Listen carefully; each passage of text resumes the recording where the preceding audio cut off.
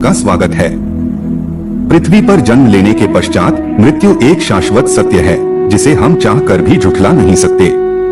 सत्य यह भी है कि हम सभी इसी शाश्वत सत्य यानी मृत्यु से डरते भी हैं, यह जानते हुए कि हमें एक न एक दिन इस गति को प्राप्त होना है। मृत्यु भी कई प्रकार की होती है। कोई व्यक्ति भगवान के समीप आनंद से अपनी देह का त्याग करता है तो कोई व्यक्ति अत्यंत दुख में इस संसार से विदा हो जाता है। कोई अपने शरीर को स्वयं समाधि में ले जाकर के त्याग करता है तो कोई आत्महत्या करने को विवश हो जाता है। दोस्तों, सबसे बुरी मौत होती है अकाल मृत्यु। आइए जानते हैं कैसी मौत अकाल मौत होती है। इसके विषय में गरुड़ पुराण में विस्तार से बताया गया है कि ऐसी मृत्यु जो मर्डर अर्थात हत्या के द्वारा होती है या फांसी से मृत्यु, विष खाने से मौत, आग में जलने से मौत, जल में डूबने से मौत, सांप काटने से मृत्यु, दुर्घटना से मृत्यु हो जाना, रोग के कारण मौत और आत्महत्या करना, इस तरह की मौत अकाल मृत्यु होती है। अब सवाल उठता है कि अकाल मृत्यु होती क्यों है। तो दोस्तों, इसके विषय में भी गरुड़ पुराण में तमाम बातें लिखी गई हैं। अकाल मृत्यु के बहुत सारे कारण होते हैं, जिनमें से पाप करना, दुराचार करना, भ्रष्टाचार, स्त्रियों में आसक्त रहना, झूठ बोलना आदि कुकर्म अकाल मृत्यु के कारण माने जाते हैं।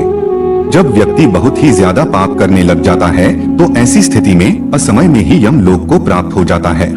वेदों में मानव की उम्र 100 वर्ष तक बताई गई है, जो कि एक सामान्य आयु है, लेकिन वर्तमान में इंसान 50 वर्ष तक जीना भी मुश्किल समझता है। इसके मूल कारण पाप करना, व्यभिचार, अपवित्रता आदि हैं। इन्हीं कारणों से व्यक्ति की मौत असमय में हो जाती है। अब एक सवाल और उठता है कि बहुत से इंसान अच्छे कर्म करते हैं, फिर उनकी मृत्यु असमय क्यों हो जाती है। इसको जानने से पहले हम यह जान लेते हैं कि हमें बार बार मृत्यु लोक में जन्म क्यों लेना पड़ता है। इसकी वजह है कि हम जो कुछ भी इस जन्म में करते हैं उसका जवाब हमें ऊपर यमराज को देना होता है। अगर उसके पाप का पलड़ा भारी होता है तो उसे नरक में यातनाएं काटनी पड़ती हैं, और अगर पुण्य का पलड़ा भारी हो तो उसे स्वर्ग का सुख मिलता है। और यही चक्र कई युगों तक चलता रहता है, जब तक उसे मोक्ष की प्राप्ति नहीं हो जाती। इस मृत्यु लोक में हर कोई अपने किए की सजा भुगतने के लिए आता रहता है। कोई आत्मा इंसान के शरीर में तो कोई जानवर के शरीर में प्रवेश करती है। ये उसके संचित कर्मों के आधार पर ही तय होता है। इसके बाद वो जो कर्म करेगा उसके हिसाब से उसे पुण्यात्मा या फिर दुरात्मा कहा जाता है। इंसान के यही पुण्य या पाप उसकी मृत्यु की तारीख को भी बदल देते हैं।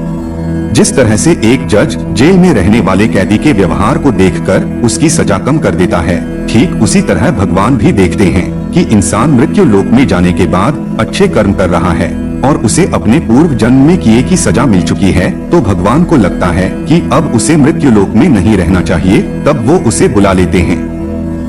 इन अच्छे लोगों की भी मृत्यु अकाल मृत्यु जैसी ही होती है, लेकिन इन्हें नरक लोक न भेजकर स्वर्ग में स्थान दिया जाता है। अब आइए जानते हैं क्या अकाल मृत्यु को टाला जा सकता है। वैसे तो मृत्यु अटल सत्य है जिसे टाला नहीं जा सकता है, लेकिन अकाल मृत्यु को टालने के लिए ज्योतिष शास्त्र में कुछ उपाय बताए गए हैं। मान्यता है कि इन उपायों को करने से अकाल मृत्यु से बचा जा सकता है। ज्योतिष शास्त्र के अनुसार अगर कुंडली में अकाल मृत्यु का योग हो तो भोलेनाथ का स्मरण करना चाहिए। शंकर जी के बारे में कहा जाता है कि जो महाकाल के भक्त होते हैं उनका काल भी कुछ नहीं बिगाड़ सकता। इसलिए यदि अकाल मृत्यु का भय हो तो उसे टालने के लिए जल में तिल और शहद मिलाकर भगवान शिव का अभिषेक करना चाहिए। इसके अलावा महामृत्युंजय मंत्र और ओम नमः शिवाय मंत्र का जाप करना चाहिए। यह उपाय प्रत्येक शनिवार को करना चाहिए। इसे करते समय मन में अगाध आस्था और श्रद्धा होनी चाहिए, अन्यथा इसका कोई फल नहीं मिलता। शिव आराधना ही अकाल मृत्यु को काट सकती है। अब आइए जानते हैं अकाल मृत्यु के बाद आत्मा का क्या होता है। जिन लोगों की मृत्यु प्राकृतिक रूप से होती है उन लोगों को 3 से 40 दिनों के भीतर ही दूसरा शरीर प्राप्त हो जाता है। वहीं अगर कोई आत्महत्या करता है तो इसका मतलब यह होता है कि वह ईश्वर का अपमान करता है। जो लोग आत्महत्या करते हैं उन लोगों की जीवात्मा पृथ्वी लोक पर ही भटकती रहती है। ऐसा माना जाता है कि ये आत्मा तब तक पृथ्वी लोक पर भटकती है जब तक वह प्रकृति के द्वारा जो उसका निर्धारित जीवन चक्र है उसको पूरा नहीं कर लेती है। इस अवस्था में जो जीवात्मा होती है उसे अगति कहा जाता है। ऐसे में न तो जीवात्मा को स्वर्ग लोक की प्राप्ति होती है और न ही नरक लोक मिलता है। जिन आत्मा की मृत्यु अकाल तौर पर होती है उन्हें सुख, भूख, प्यास, क्रोध, दोष, वासना, राग आदि की पूर्ति के लिए अंधकार में ही भटकते रहना पड़ता है। ऐसे में ये आत्माएं अपनी इच्छाओं को पूरा करने के लिए अपने आसपास के व्यक्तियों को कष्ट देना शुरू कर देती हैं। इसलिए ईश्वर के दिए हुए शरीर को अपने से नष्ट नहीं करना चाहिए।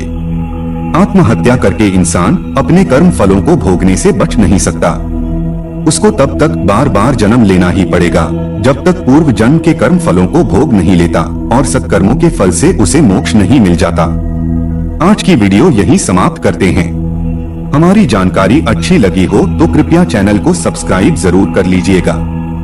जय श्री कृष्णा।